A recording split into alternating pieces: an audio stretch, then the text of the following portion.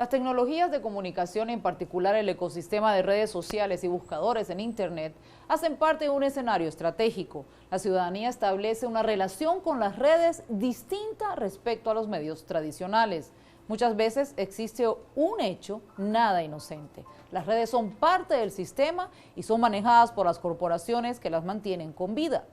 Las grandes potencias han logrado acaparar este territorio virtual y las firmas más importantes se han constituido como vehículos para la vigilancia permanente a través de la información y los datos. ¿Cuál es la influencia e impacto del uso de lo digital para definir procesos electorales y colocar bandas presidenciales? En la era de la conectividad digital, los pueblos deciden, pongamos el punto en la I.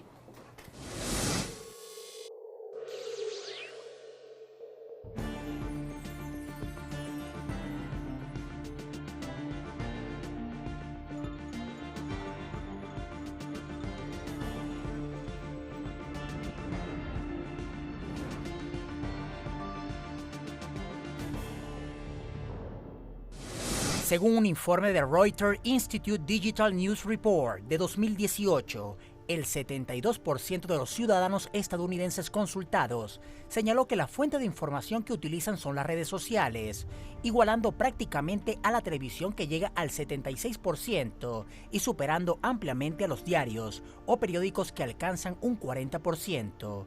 Las redes entonces juegan un rol nada despreciable en las campañas electorales, desde las elecciones que consagraron como presidente a Barack Obama en Estados Unidos, pasando por el Brexit en Europa, el triunfo de Donald Trump, las últimas elecciones en Brasil, hasta el reciente escenario electoral de Argentina. Las redes sociales juegan un rol protagónico. Las fake news o noticias falsas propagadas en las redes sociales pueden ser decisivas en el marco de una elección ajustada. Las redes permiten una agenda propia de comunicación en la que se segmenta el destinatario y el mensaje dirigido hacia él. El mercadeo, el marketing digital, tiene que ver más con el típico proceso inserto dentro del capitalismo de mercancía, ¿no? De oferta de mercancía y exacerbación de la demanda y todo aquello. En el término electoral, creo que los grandes fundadores o los grandes, digamos, las personas que marcaron un hito dentro del uso de la política digital, bueno, provienen de Occidente, ¿no? Básicamente. Y digitalmente, el tema de lo electoral se trata más de acceder a la mayoría o a los datos posibles que tengas del electorado, es decir, el sujeto político el cual va a participar en el sufragio, y en base a esos datos, interpretar esos datos y tratar de acceder a su emocionalidad. Es decir, tratar de tener un perfil emocional de cada elector por individual y en base a esa emocionalidad tratar de infundir en él un cambio de conducta o sistematizar su conducta. Recordemos que el voto es un acto personalísimo, pero que puede cambiar en cuestión de minutos. Es un acto, si bien es 50% racional, también es 50% emocional. Desde el 2015, Facebook es la plataforma líder en dirigir a los lectores a contenidos informativos, superando a otras. Actualmente, casi 2.200 millones de personas forman parte de su comunidad, según un estudio realizado en los Estados Unidos. Quien domina esa base de datos parece tener el poder infinito. El escándalo de Cambridge Analytica, en el que se hizo uso de información personal para digitar mensajes, puso en el tapete hasta dónde pueden llegar los gobiernos con tal de retener el poder. Cambridge Analytica, fundada en 2013, es una compañía que se encarga de recolectar y analizar datos para hacer campañas publicitarias y políticas. Según lo dictaminó el Parlamento británico, Cambridge Analytica trabajó para la campaña Brexit Leave.eu, capitaneada por el líder de derecha Nigel Farage, en la campaña por el referéndum para abandonar la Unión Europea. Cambridge Analytica y Brexit Leave.eu siempre sostuvieron que el análisis solo se llevó a cabo con el fin de hacer un acuerdo a futuro. Sin embargo, la investigación hecha en base a los correos electrónicos entre los principales directores de ambas compañías demuestran que hubo un manejo de la información antiético e ilegal, ya que violaría la legislación de protección de datos. El presidente de los Estados Unidos, Donald Trump, le debe buena parte de su triunfo electoral a las redes sociales y a las noticias falsas que se propagaron durante su campaña electoral. Trump llegó a la Casa Blanca con todos los medios de comunicación en su contra, salvo la cadena de noticias Fox News.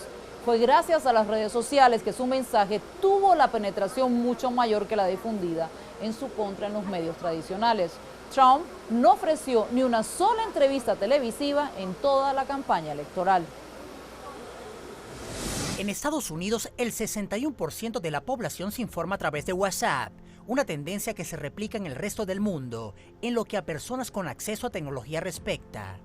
Uno de los mayores escándalos vinculados a las fake news fue el uso de Facebook por parte del equipo de Donald Trump a través de la consultora Cambridge Analytica. Esta empresa obtuvo millones de datos sobre usuarios de Facebook. Pudieron delinear los gustos, las inclinaciones ideológicas, los consumos culturales y las preocupaciones que angustian a cientos de miles de ciudadanos.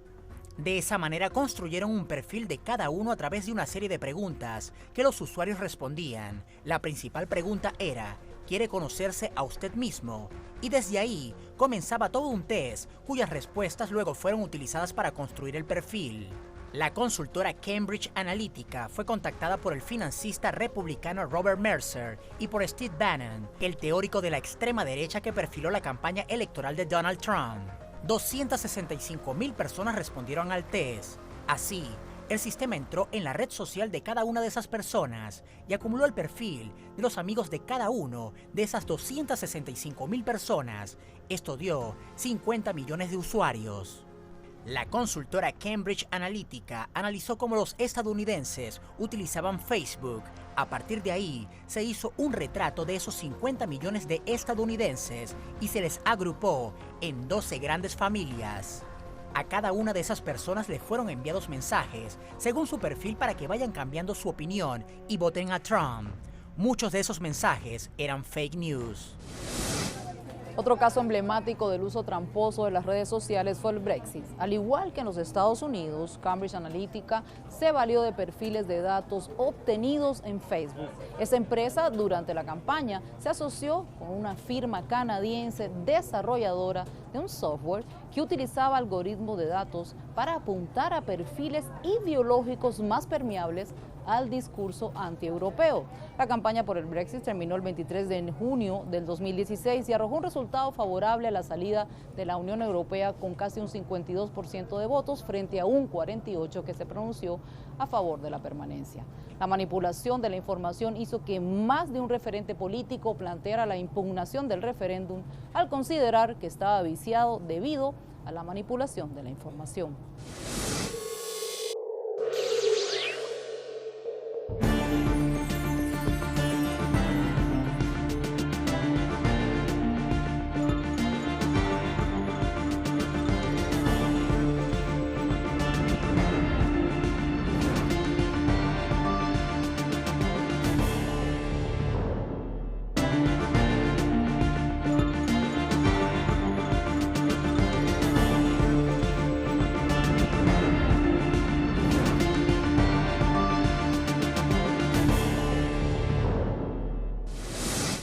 A comienzos de 2018, el exdirector tecnológico de Cambridge Analytica, Christopher Wylie, confesó que la consultora había comprado datos de 87 millones de usuarios de Facebook y que esos datos habían sido utilizados para fines políticos en varias elecciones, entre ellas la de Estados Unidos y el Brexit.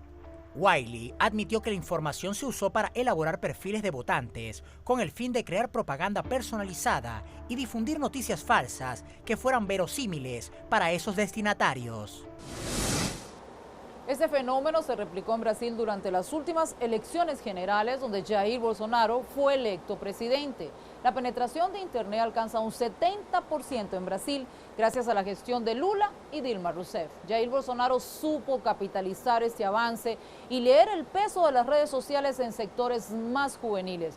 Fue así como su mensaje logró tener una expansión inédita, incluso durante las semanas en que permaneció internado debido al ataque que sufrió durante la campaña electoral. El uso de lo digital, usando el término, pues es una conducta sine qua non hoy para cualquier candidato y para cualquier partido político que quiera, digamos, competir en unas elecciones, ¿no? Es una condición sine qua non. Hay que hacerlo. Pero sobre todo hay que hacerlo porque la publicidad masiva electoral, como nosotros la entendíamos antes de la aparición de Internet, ha muerto. Es decir, ahorita hacer publicidad masiva para un candidato electoral a través del uso de medios tradicionales, medios muertos como la prensa, medios que están por morir como la televisión y medios que van a sobrevivir el estallido de Internet o la aparición de Internet como la radio, pues es un caso perdido. Hoy la propaganda electoral es una propaganda individual, una propaganda que se caracteriza por el uso de la comunicación caliente, un término que yo he venido trabajando ya hace varios meses, una comunicación de carácter íntimo, de carácter universal, sin censura, directa e inmediata, ¿no?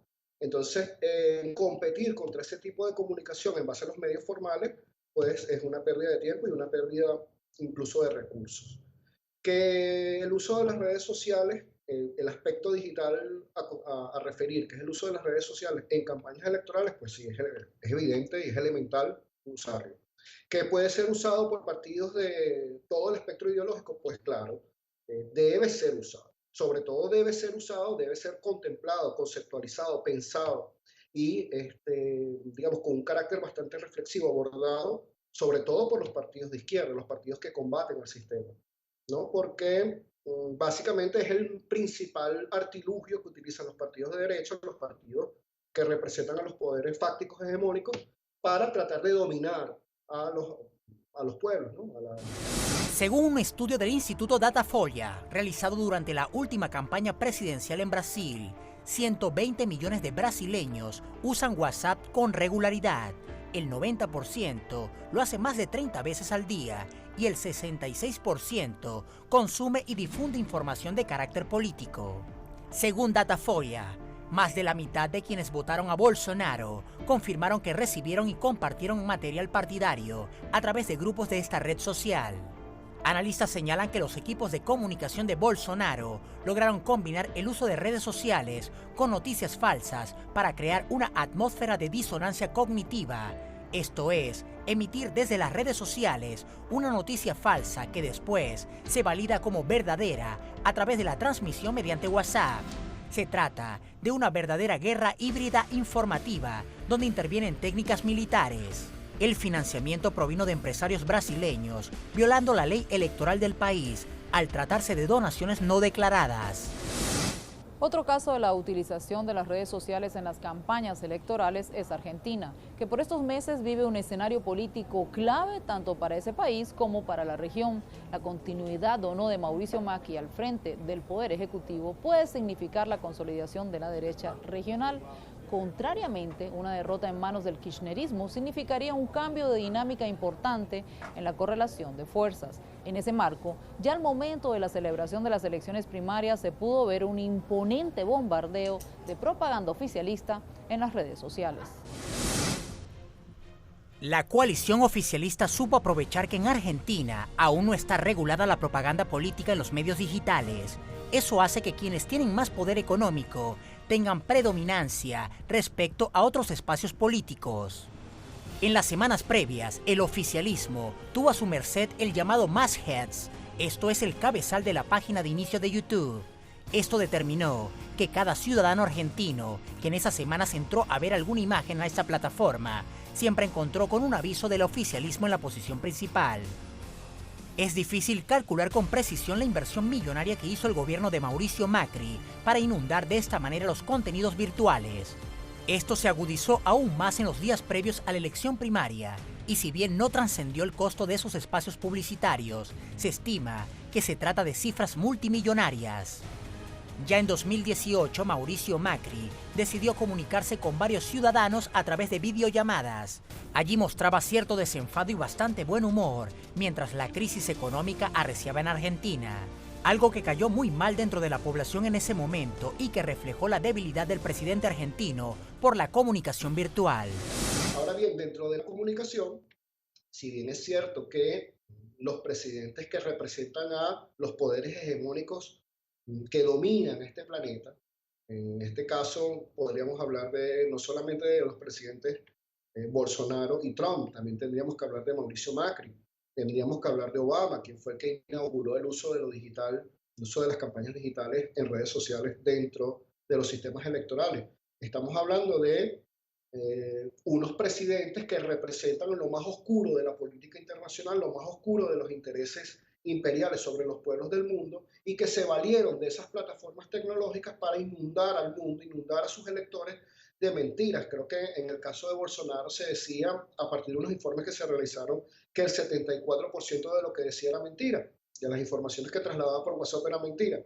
Entonces estamos hablando de una intención, un uso intencionado de carácter malévolo, diría yo, de carácter criminal, transgresor de las leyes, de la ética y de la responsabilidad que debe tener cualquier comunicador en cualquier parte del planeta, pero eso no significa que nosotros no podamos, cuando hablo de nosotros digo de la izquierda, cuando nosotros no podamos utilizar esas mismas técnicas para ejecutar campañas, ejecutar políticas y ejecutar procesos informativos a nuestro pueblo de carácter positivo, acorde con valores humanistas y acorde con valores revolucionarios. Tendríamos que dejar de satanizar, inclusive de atacar al hecho de las redes sociales y plantearnos una perspectiva nueva, una perspectiva de ataque, una perspectiva de conocimiento, de naturaleza, de inmiscuirnos dentro de la naturaleza propia de cada plataforma, porque no son los mismos. Sí, quizás ese es un error que se comete muy a menudo, que se piensa en las redes sociales como un todo, y no, cada plataforma, cada red social tiene su naturaleza, tiene su lenguaje, tiene su manera de expresarse, su manera de llegar al usuario. En abril de 2018, la Comisión Europea realizó una conferencia sobre grandes plataformas como Google, Twitter y Facebook. Sin embargo, más allá de las expectativas creadas, el resultado fue una mera sugerencia a esas empresas a que compartan los datos para poder así revisarlos. En España, en noviembre de 2018, se sancionó la mal llamada Ley Orgánica de Protección de Datos. Esta norma, más allá de su denominación, ha sido duramente criticada, ya que permite a los partidos políticos la recolección de datos sobre la ideología de los ciudadanos para luego poder enviar mensajes individualizados sin necesidad de contar con el consentimiento del afectado. La preocupación radica en que esta regulación puede abrir la puerta a que se recaben y almacenen opiniones políticas que luego pueden usarse con otros fines. De esta manera, estos ciudadanos quedan absolutamente expuestos a recibir fake news o noticias falsas, que serían sumamente verosímiles, según el perfil de esos usuarios de las redes sociales. En marzo de 2019, el Parlamento Europeo aprobó una reforma para que las grandes plataformas como Google, Facebook y YouTube paguen por los contenidos que distribuyen, particularmente a los medios de comunicación. Esta normativa solo se aplica en el viejo continente, pero puede sentar un precedente a nivel mundial. De esta manera, Google debería pagar o firmar acuerdos con los poseedores de los derechos de autor de cualquier contenido que pueda publicarse en Google News. En otros países la regulación es muy lenta o directamente nula. En Argentina, si bien está regulada la propaganda política respecto a la cantidad de espacio y minutos que tiene cada partido en los medios tradicionales como gráfica, radio y TV, nada dice respecto a Internet. En el caso de Venezuela, yo te podría decir que hay intentos de tratar de controlar las plataformas de redes sociales, Twitter, Facebook, WhatsApp, Instagram. Sí hay unos intentos, sí hay una intención, pero también hay una contraintención, hay una manifestación, digamos, muy nutrida del pueblo venezolano que hace presencia en esas redes. De hecho, el pueblo venezolano se encarga diariamente de posicionar temas de opinión que, digamos, confrontan frontalmente a esa intención, ¿no? Ahora, no podría decir lo mismo de América Latina. No podrá decir lo mismo de Argentina, no podrá decir lo mismo de Brasil. Brasil fue un pueblo sodomizado por esa tendencia. Digamos. Bolsonaro llega al poder sin dar ni siquiera una conferencia pública. Bolsonaro llega al poder por el uso del WhatsApp. Mauricio Macri controlaba el tema de opinión pública a través de Facebook y su unión con Cambridge Analytics.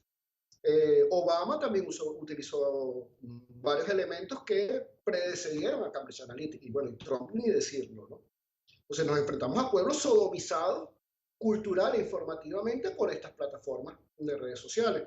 Pero en el caso de Venezuela, digamos, se presenta la excepción. Yo podría hablar de Nicaragua también, que luchó hace poco contra una revolución de colores imbuida y pensada para las redes sociales. Entonces nos enfrentamos a una tendencia del imperialismo que se inscribe dentro de la doctrina de la guerra de cuarta generación, que concibe los medios de comunicación, pero sobre todo concibe los medios digitales al no tener censura y no tener control, como plataformas perfectas para el uso de información que genere dominación sobre la conducta de los habitantes de la localidad a elegir, ¿no? Sí, si bien es cierto, pero en el caso de Venezuela, en el caso de Nicaragua, repito, en el caso de Bolivia, en el caso de varios países de América Latina, esa opción viene siendo confrontada de manera, digamos, bastante efectiva por los pueblos. La utilización de plataformas digitales, las redes sociales son parte del día a día, necesarias e importantes vías de comunicación. Crean relaciones, publicitan productos y políticos y entretienen también, pero a la vez se convierten en un arma comunicacional de doble filo. Pueden contaminar la opinión pública, manipular, desvirtuar, infundir noticias falsas o falsos contenidos, y la rapidez con que fluyen es impresionante. Generan conductas y los medios tradicionales no compiten con eso. Una solución por ahora es procesar la información, corroborarla y enfrentar con mensajes y con las mismas herramientas. Pero todavía falta mucho por hacer con este tema. Así pusimos el punto en la I.